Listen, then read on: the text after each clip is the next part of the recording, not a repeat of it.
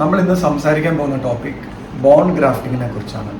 മിക്ക ആളുകളിലുള്ളൊരു ഡൗട്ടാണ് എന്തുവാണ് ഈ ബോൺ ഗ്രാഫ്റ്റിംഗ് അല്ലെങ്കിൽ ആൽവിലാർ ബോൺ ഗ്രാഫ്റ്റിംഗ്.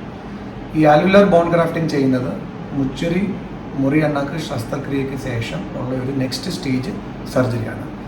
ഇത് ചെയ്യുന്ന സമയം എന്ന് പറയുന്നത് ഏകദേശം ഒരു 6 വയസ്സ് മുതലാണ്. എന്തിനാണ് ഈ 6 വയസ്സ് മുതൽ നമ്മൾ ചെക്ക് ചെയ്യുന്നതെന്ന് നമ്മൾ ഒന്നറിയാം. ഈ പിക്ചർ നോക്കിയാൽ കാണാം, ഒരു മുച്ചറി അല്ലെങ്കിൽ മുറിയണ്ണാക്ക് ചെയ്ത കുട്ടിക്ക് ഒരു 6 വയസ്സിൽ ഇങ്ങനെ ഒരു ഹോള് കാണും, ഇവിടെ ഒരു ഡിഫക്റ്റ് കാണും. അതിൻ്റെ റീസൺ എന്താണെന്ന് പറഞ്ഞാൽ മുച്ചറി സമയത്ത് ഈ 2 എല്ലുകൾ തമ്മിൽ ബന്ധമില്ല. ഈ എല്ലിനെ ബന്ധിപ്പിക്കാൻ വേണ്ടി ഒരു ഇറങ്ങി വരുന്ന പല്ലിനെ അതിൻ്റെ കറക്റ്റ് സ്ഥാനത്തേക്ക് വരാൻ വേണ്ടിയാണ് നമ്മൾ ഈ ബോൺ ഗ്രാഫ്റ്റിംഗ് അല്ലെങ്കിൽ ABG എന്ന് പറഞ്ഞൊരു പ്രൊസീജിയർ ചെയ്യുന്നത്. ഇതിൻ്റെ ഒരു സമയക്രമം എന്ന് പറയുന്നത്, നമ്മൾ ആദ്യം ഒരു എക്സ്റേ എടുക്കും. ആ എക്സ്റേ എടുക്കുമ്പം ആ ഇറങ്ങി വരുന്ന പല്ലിൻ്റെ സ്ഥാനം അനുസരിച്ചാണ് ബോൺ ഗ്രാഫ്റ്റിംഗ് ചെയ്യേണ്ടത്. കാര്യം നേരത്തെ ചെയ്തു കഴിഞ്ഞാൽ ബോൺ ഗ്രാഫ്റ്റിംഗ് 6 മാസമേ ആ ബോൺ നിൽക്കത്തുള്ളൂ. അതുകൊണ്ട് കറക്റ്റ് സമയത്ത് ചെയ്യുന്നതാണ് എപ്പോഴും ഉചിതം. ഇതിനു വേണ്ടി നമ്മളൊരു ഓർത്തോഡോണ്ടിസ്റ്റിനെ റെഫർ ചെയ്യും. കമ്പി ഇടുന്ന വിഭാഗത്തിൽ നിന്നുള്ള ഡോക്ടറാണ് ഇത് കണ്ട് ഇത് എപ്പം ചെയ്യണം എന്ന് അവർ നിശ്ചയിക്കുന്നത്. വൺസ് ആ കുട്ടി ഓർത്തോഡോണ്ടിക്സ് അല്ലെങ്കിൽ പല്ലിന് കമ്പിയിട്ട് റെഡിയായി എന്ന് തോന്നുവാണെങ്കിൽ ഒരു സർജറി ഡിപ്പാർട്ട്മെന്റിലേക്ക് റെഫർ ചെയ്യും.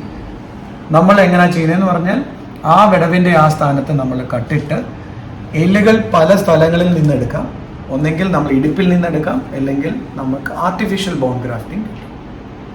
ഇടുപ്പിൽ നിന്ന് എടുക്കുന്നവർക്കുള്ള എല്ലാവരുടെ ഡൗട്ടാണ്, എൻ്റെ കുട്ടിക്ക് നടക്കാൻ ബുദ്ധിമുട്ട് വരുമ്പോൾ ഒരു പ്രോപ്പർ ടെക്നിക് ഒരു എൻഡോസ്കോപ്പ് രീതിയിൽ നമ്മൾ കീ ഹോൾ സർജറി രീതിയിൽ നമ്മൾ ചെയ്യുവാണെങ്കിൽ അങ്ങനെ ഒരു ഡീഫോമിറ്റീസും കുട്ടിക്ക് ഉണ്ടാകത്തില്ല. ആർട്ടിഫിഷ്യൽ ബോൺ ഗ്രാഫ്റ്റ് സാധിക്കും, പക്ഷെ അതിൻ്റെ എമൗണ്ട് എന്ന് പറയുന്ന ക്വാണ്ടിറ്റി വളരെ കുറവായിരിക്കണം. സോ അതാണ് നമ്മുടെ സർജിക്കൽ ടെക്നിക്.